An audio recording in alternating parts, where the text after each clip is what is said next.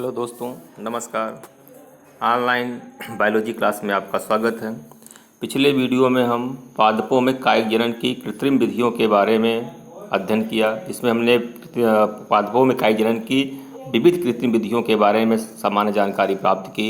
इस वीडियो में हम सूक्ष्म प्रवर्धन के बारे में अध्ययन करेंगे। सूक्ष्म प्रवर्धन भी पादपों में कायिक जनन की एक कृत्रिम विधि ही है, लेकिन यह प्रयोगशाला में होती है। सूक्ष्म प्रवर्धन को अंग्रेजी में माइक्रो प्रोपोगेशन भी कहते हैं। सूक्ष्म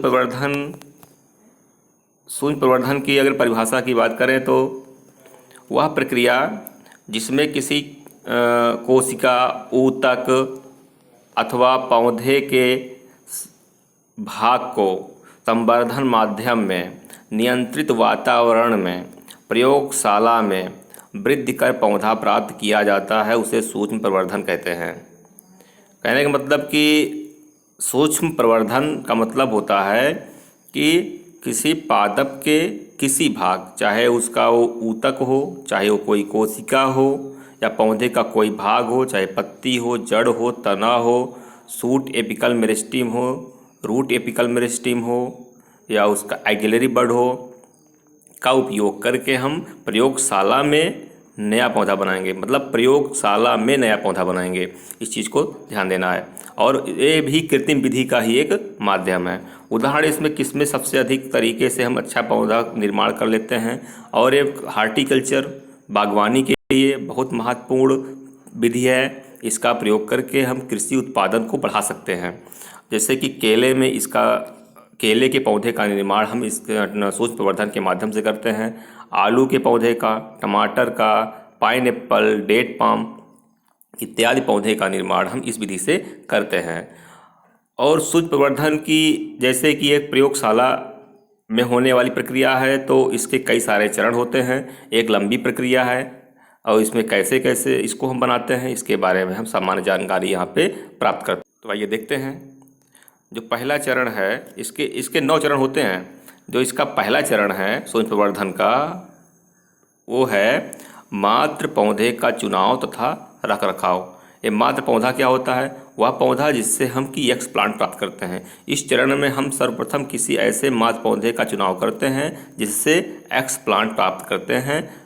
हम बता देते हैं कि एक्स प्लांट क्या होता है। पहले इसको जान लीजिए कि पौधे का वह छोटा भाग जिसका प्रयोग सूक्ष्म प्रवर्धन की प्रक्रिया में किया जाता है, उसे एक्स प्लांट कहते हैं। वो पौधे का जड़ हो सकता है, तना हो सकता है, पत्ती हो सकता है, फूल हो सकता है, पौधे के किसी भाग का कोई पार्ट हो सकता है, छोटा सा टुकड़ा हो सकता है। और वह कच्छत कलिका हो सकती है। उदाहरण में देखिए, यहाँ पे बहुत सारे एग्जाम्पल दिए गए हैं। वो कच्छत कलिका हो सकती है। एक्सिलरी बड देखिए यहाँ पे दिखाया गया है। जो है कच्छत कलिकाएँ होती हैं, वह वृद्धि करते हुए पौधों के बीच के किसी भाग से निकलती हैं। तना शीर्ष विभाग जो होता है, वो टॉप पे निकलता है। ये जो बिल्कुल टॉप वाला पोर्शन होता है, उससे हम तना शीर्ष विभाज्योतक या टिपिकल मेरिस्टेम कहते हैं। या तने का कोई कटा हुआ भाग देखिए यहाँ पे हो सकता है, या कोई भाग हो सकता है, कोई ऊतक हो सकता है। ये सब चीज़ें हम यहाँ पे लेकर के नया पौधा बना देंगे प्रयोगशाला में। अब एक्स प्लांट को प्राप्त कैसे करते हैं? एक्स प्लांट को प्राप्त करने के लिए जो है, इस चरण में हम मात्र पौधे से एक्स प्लांट को काट करके, ब्लेड से कैसे भी काट करके हम अलग कर लेते हैं। और उसके बाद अलग करने के बाद हम इस एक्स प्लांट को क्या करते हैं? स्टेरिलाइज करते हैं। ये स्टेरिलाइजेशन क्या होती है? स्टेरिलाइजेशन का मतलब होता है कि किसी पौधे को सोडियम हाइपोक्लोराइड विलयन में डाल करके उसके अंदर जो भी विषाणु या जीवाणु होते हैं उसे मार देते हैं। स्टेरिलाइजेशन जो शब्द है, इसकी जो हिंदी होती है वो रोग विमुक्तिकरण होती है। मतलब जैसे कि इस समय अभी कोरोना वायरस से संबंधित अगर बात कर रही है, आप लोगों को जो है यहाँ पे स्टेरिलाइज की जो प्रोसेस होती है, या स्टेराइज का जो टर्म होता है, वो दिमाग में कहीं ना कहीं थोड़ा बहुत सुना भी होगा। तो यहाँ पे उसी को समझाने के लिए हम प्रयास कर रहे हैं कि जो स्टेरिलाइजेशन होता है प्रयोगशाला में, एक जो है हमेशा से होता आया है और कोई नया टर्म नहीं है। प्रयोगशाला में स्टेरिलाइजेशन जो होता है वह जो है कि कोई जैसे सोडियम हाइपोक्लोराइड का हम हमने बिलियन लिया, इसके अंदर हमने एक्सप्लांट को यहाँ पे, जो हमने एक्सप्लांट लिया उसको यहाँ पे डाल दिया। कुछ समय पश्चात जो है इसके अंदर के सारे रोगाणु जीवाणु जो भी थे वो मर गए। इसको निकाल करके हम तब प्रयोगशाला में नया पौधा बनाएंगे। अब इसको स्टरलाइज करते क्यों हैं? इसको स्टरलाइज इसलिए करते हैं जिससे कि इसके अंदर जो भी रोगाणु है वो मर जाए, नहीं तो क्या होगा, पौधा जो है विकसित होते ही वो पौधा वायरस से और जीवाणुओं से रोगग्रस्त होगा और उस जो है वो पौधा आगे चल करके विकसित नहीं हो पाएगा और वो डेड हो जाएगा, रोग युक्त पौधा बनेगा। तो रोग मुक्त पौधा बने इसलिए हम इसको स्टरलाइज करते हैं। अगला चौथा चरण जो है इसका, चौथे चरण में हम क्या करते हैं प्रयोगशाला में, सारे काम प्रयोगशाला में हो रहे हैं। चौथे चरण में क्या करते हैं, हम कल्चर प्लेट लेते हैं, एक कल्चर प्लेट लेते हैं और इस कल्चर प्लेट में जो है कल्चर प्लेट में हम जो है एक्सप्लांट, जो कि पौधे का भाग, यहाँ कन्फ्यूजन नहीं होना है।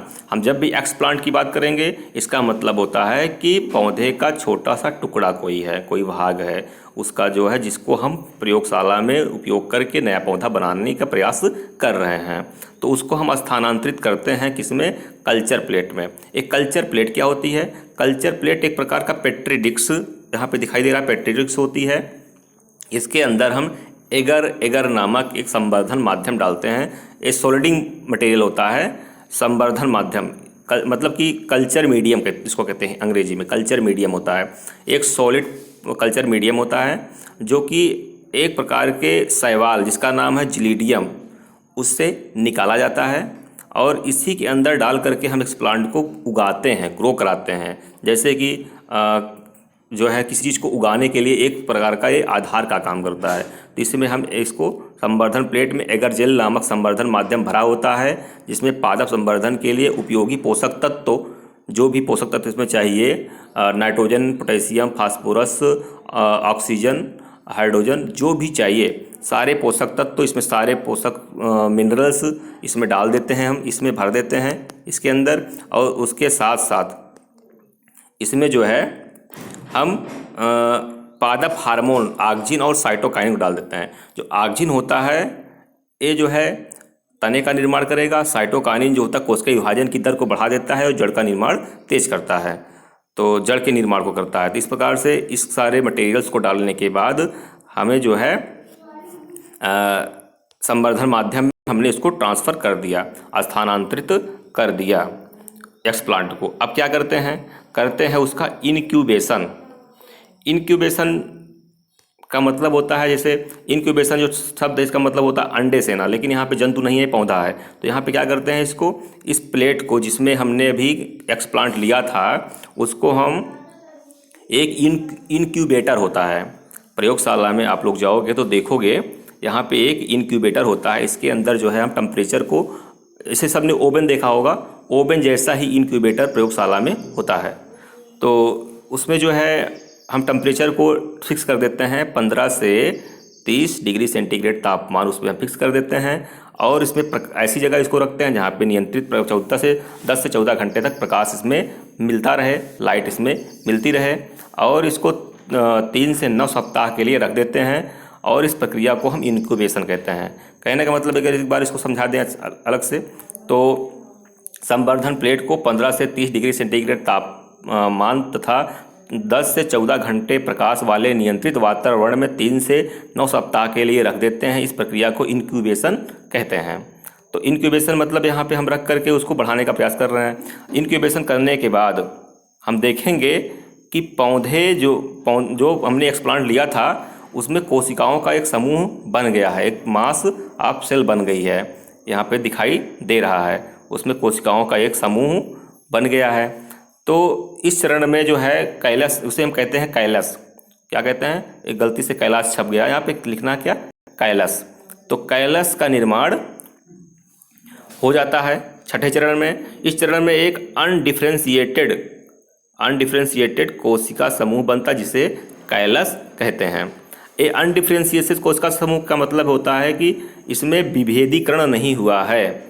विभेदीकरण का मतलब होता है कि इसमें अभी जड़ और तना, पत्ती, फूल नहीं बने हैं, केवल एक कोशिकाओं का एक समूह बना हुआ है। तो पहले कोशिकाओं का एक समूह यहाँ पे बन गया है जिसे हम क्या कहते हैं, जिसे हम कहते हैं कैलस। इसे हम कैलस कहते हैं। तो इस चीज़ को हम यहाँ पे समझ गए हैं। आगे बढ़ते हैं नंबर 7वें चरण में। 7वें चरण में हम क्या देखते हैं कि इसमें जो कैलस था उसमें हुआ डिफ्रेंसिएशन, मतलब उसमें हुआ विभेदीकरण। विभेदीकरण होने के बाद इसमें ऑक्सिन तथा साइटोकाइनिन नामक पादप हार्मोन के प्रभाव से कैलस में जड़ तथा तने का निर्माण शुरू हो जाता है। और देखिए यहाँ पे जड़ निकल गई, तना निकलना शुरू हुआ है। देखिए कैलस के अंदर जो हमने एक्सप्लांट लिया था उसमें जड़ें बनना शुरू हो गई हैं। आप देखोगे कुछ समय पश्चात इसमें प्रयोगशाला में, आपके प्रयोगशाला में ही पौधा जो है, जो कैलस था उसमें जो है जड़ और तना का निर्माण शुरू हो गया है। आप उसमें टेस्ट ट्यूब में, आप अपने पेट्री डिस्क में देखोगे इसमें पत्तियां बनना शुरू हो गई हैं। देखिए यहाँ पे स्टेप बाय स्टेप जैसे जैसे 3 से 9 सप्ताह 3 सप्ताह बीतता है वैसे आपको ये नया भाग इसमें बनना शुरू हो जाता है। आप देखोगे इसमें सारे पौधे के सारे भागों का या पत्तियों का यहाँ पे जड़ों का निर्माण शुरू हो गया है। आप यहाँ पे जड़ देख सकते हैं, यहाँ पे इसकी पत्ती देख सकते हैं। प्रयोगशाला में, परागनली में आपने पौधे का निर्माण इस प्रकार से कर लिया। आगे बढ़ते हैं 8वें चरण में हम क्या देखते हैं कि जो नया पौधा बना हुआ है, ये पौधा जो नया पौधा बना हुआ है, इसको नए बने पौधे को हम ग्रीन हाउस में स्थानांतरित कर देते हैं। एक ग्रीन हाउस क्या होता है? एक प्रकार का बड़ा सा घर होता है जिसको पॉलीथीन से चारों तरफ से ढक देते हैं। इसके अंदर हम सब्जियों को नियंत्रित वातावरण में उगाते हैं। ग्रीन हाउस का उपयोग क्या होता है कि ठंडे प्रदेशों में सब्जियों को या फसलों को उगाने का एक बड़ा सा घर है जहाँ पे टेम्परेचर को, तापमान को हम नियंत्रित करके पौधे को उगाते हैं। तो इसमें जो है हमने जो है ग्रीन हाउस लिया। ग्रीन हाउस में हम जड़ तथा तनायुक्त पौधा, जो यहाँ पे जड़ तथा तनायुक्त पौधा जो हमने डिफ्रेंसिएशन के बाद बनाया हुआ है, बने पौधे को नियंत्रित वातावरण में ग्रीन हाउस में ट्रांसफ़र कर देते हैं। ग्रीन हाउस में ट्रांसफ़र करने के बाद ये पौधा ग्रो करेगा और पौधा बड़ा हो जाएगा। तो इसको जो है हम करते हैं हार्डनिंग। हार्डनिंग का मतलब होता है, सिंपल सी चीज़ है कि ग्रीन हाउस से पौधे को निकाल करके या प्रयोगशाला से पौधे को निकाल करके हम डाल देते हैं कहाँ पे? खेत में, खुले हुए खेत में। जैसे केले का हमने पौधा अगर बनाया हुआ है यहाँ पे, तो केले के खेत में इसको हम लगा देंगे या गमले में लगा देंगे और इस मतलब कि खुले हुए वातावरण में लगा देंगे। सूर्य का प्रकाश इसको नेचुरली मिलेगा और ये ग्रो करेगा। इस प्रोसेस कहते हैं हार्डनिंग। यह जो है अंतिम स्टेप था, अंतिम चरण था। आगे समझा देते हैं हम इस पूरे प्रक्रिया को। अगर एक समरी के रूप में देखा जाए तो यहाँ पे हम समझा देते हैं कि एक बार फिर से रिवीजन हो जाएगा। आप लोग देखिए इसको ध्यान से और हम बताते जाएंगे, इसको बनाते जाइए। इसमें जो है सबसे पहले हमने क्या किया था?